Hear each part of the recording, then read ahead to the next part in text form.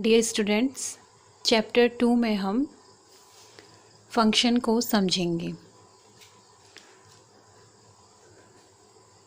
A and B are two sets.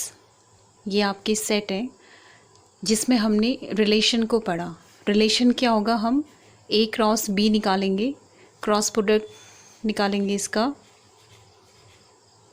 Cross product निकालने के बाद आर एक हमें रिलेशन मिलेगा जिसमें कैसे एलिमेंट होंगे, ए और बी के एलिमेंट होंगे ऐसे A B such that A belongs to A and B belongs to B. तो ये हमने पढ़ा था। यहाँ पे आर क्या होगा, एक रिलेशन होगा, संबंध होगा ए से बी में, ए से बी में संबंध आर।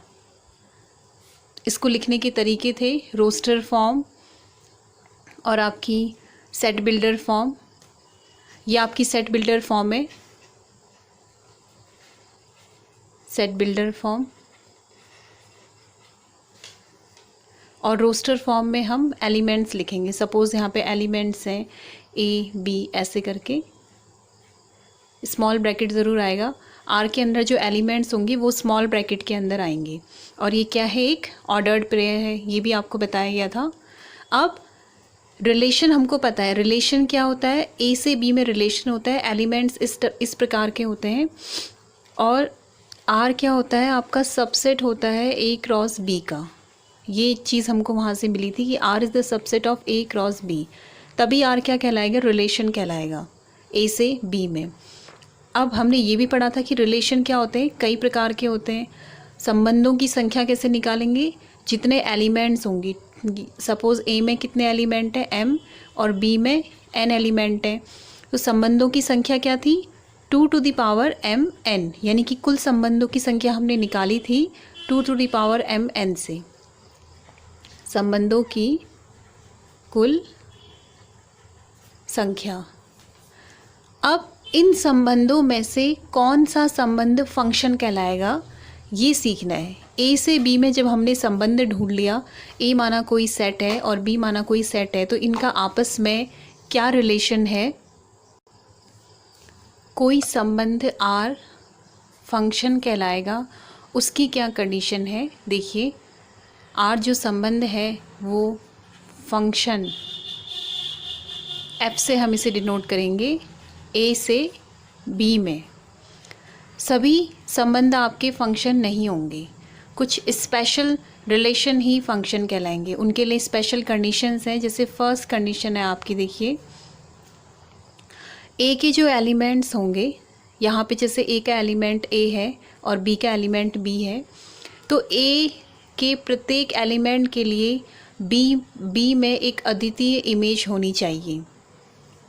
यानी कि इसे हम लिखना चाहेंगे तो A belongs to A, B belongs to B. Language में हम इसे लिखेंगे ए के प्रत्येक अवयव के लिए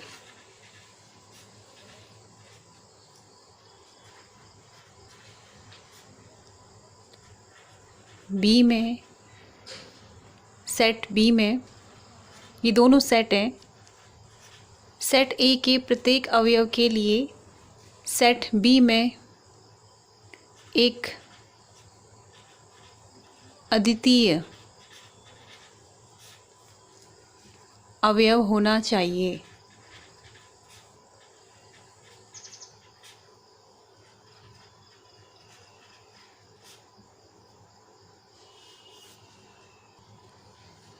तथा A B belongs to F, वो ए बी एलिमेंट इस टाइप का जिसमें ए बिलोंग्स टू ए है और बी बिलोंग्स टू बी है, एफ से बिलोंग होना चाहिए। ये इसकी ये है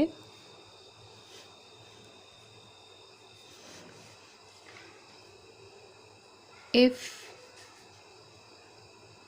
ए बी एलिमेंट एफ को बिलोंग कर रहा है फंक्शन को, and A C belongs to F, अगर ए बी ऐसा एलिमेंट है जो एफ को बिलोंग कर रहा है और ए सी एक ऐसा एलिमेंट है जो कि एफ को बिलोंग कर रहा है, दोनों फंक्शन को बिलोंग कर रहे हैं, this is implies that A is equal to C.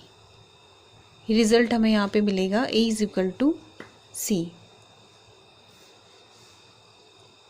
A B belongs to F and A C belongs to F, then A is equal to C. तो ये कंडीशन है आपके फंक्शन की। ये दो कंडीशन सेटिस्फाई होंगे तभी वो रिलेशन फंक्शन कहलाएगा। एक बार दोबारा से इसे पढ़ते हैं। फंक्शन रिलेशन कब कहलाएगा फंक्शन, इसकी दो कंडीशंस हैं। First, A B belongs to F, तो ए बिलोंग्स टू ए और बी बिलोंग्स टू बी, यानी कि ए के प्रत्येक एलिमेंट के लिए ए के प्रत्येक एलिमेंट के लिए बी में एक यूनिक, या इसे कहते हैं अद्वितीय एलिमेंट होना चाहिए। यानी कि A belongs to A and B belongs to B, this implies that A B belongs to F. यानी कि if A belongs to A B belongs to B, this implies that A B belongs to F. यानी कि कोई elements ए को belong कर रहा है और कोई बी एलिमेंट बी को बिलोंग कर रहा है, तो ए बी किसको बिलोंग करेंगे, एफ़ को बिलोंग करेंगे। सेकंड जो हमने सीखी अभी वो ये कि अगर ए बी बिलोंग कर रहा है एफ़ को एंड ए सी बिलोंग कर रहा है एफ़ को, तो हमको मिलेगा ए इज़ इक्वल टू सी। ये रिज़ल्ट हमको मिलेगा।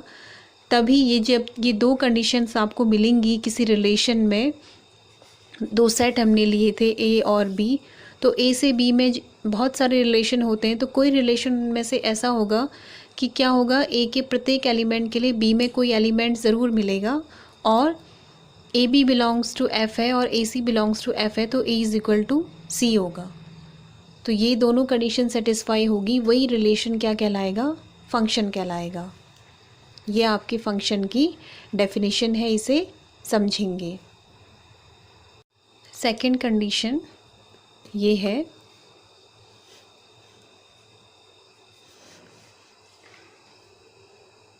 If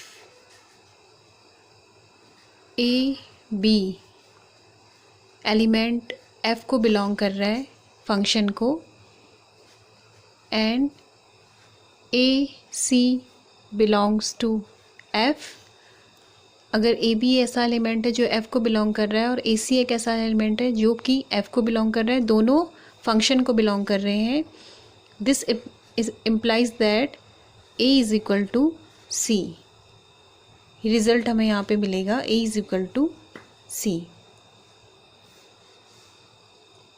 A B belongs to F and A C belongs to F, then A is equal to C. तो ये कंडीशन है आपके फंक्शन की। ये दो कंडीशन सेटिस्फाई होंगे तभी वो रिलेशन फंक्शन कहलाएगा। एक बार दोबारा से इसे पढ़ते हैं। फंक्शन रिलेशन कब कहलाएगा फंक्शन, इसकी दो कंडीशंस हैं। First, A B belongs to F, तो ए बिलोंग्स टू ए और बी बिलोंग्स टू बी, यानी कि ए के प्रत्येक एलिमेंट के लिए ए के प्रत्येक एलिमेंट के लिए बी में एक यूनिक, या इसे कहते हैं अद्वितीय एलिमेंट होना चाहिए, यानी कि A belongs to A and B belongs to B, this implies that AB belongs to F, यानी कि if A belongs to A, B belongs to B, this implies that AB belongs to F, यानी कि कोई elements A को belong कर रहा है और कोई B एलिमेंट B को बिलोंग कर रहा है, तो AB किसको बिलोंग करेंगे? F को बिलोंग करेंगे। सेकंड जो हमने सीखी अभी वो ये कि अगर AB बिलोंग कर रहा है F को एंड AC बिलोंग कर रहा है F को, तो हमको मिलेगा A is equal to C, ये रिज़ल्ट हमको मिलेगा। तभी ये जब ये दो कंडीशंस आपको मिलेंगी किसी रिलेशन में, दो सेट हमने लिए थे A और B, तो A से B में बहुत सारे रिलेशन होते हैं, तो कोई रिलेशन में से ऐसा होगा कि क्या होगा, A के प्रत्येक एलिमेंट के लिए B में कोई एलिमेंट ज़रूर मिलेगा, और AB बिलोंग्स टू F है और AC बिलोंग्स टू F है, तो A is equal to C होगा। तो ये दोनों कंडीशन सेटिस्फाई होगी, वही रिलेशन क्या कहलाएगा? फंक्शन कहलाएगा। ये आपके फंक्शन की डेफिनेशन है, इसे समझेंगे।